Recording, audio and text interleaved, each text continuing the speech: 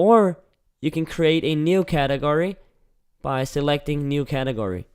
You can then give it a name.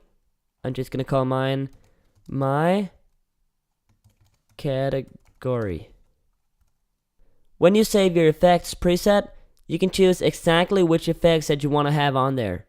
You can choose to deselect the security camera effect or the add noise effect or whatever you like. You can then also choose if you want to have your transform settings, your crop, distort, and so on settings on your effect preset as well. In this case I'm not, so I'm just going to leave that unchecked. If you've added keyframes to your effect, you'll also get to check these in the keyframe section. And again, if you've added keyframes to your clip, you can choose the keyframe timing. And the keyframe timing is, if you imagine that you have a 10-second long clip, and you have one keyframe in the beginning, 2 seconds into the clip, and then you have one keyframe at the end, 2 seconds before the end.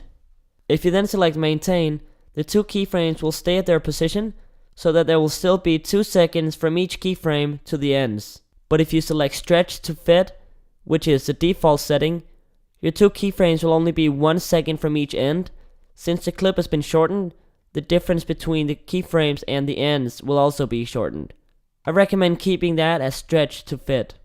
So now my category has been added to the categories list, and inside of my category, there is security cam.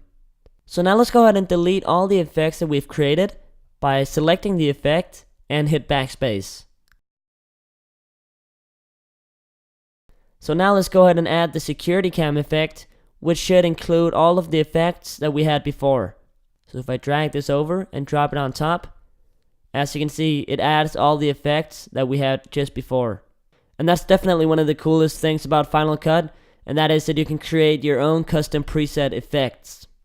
So that's all for this time, guys. I'm just gonna go ahead and export this project so we can take a final look at what we've created today.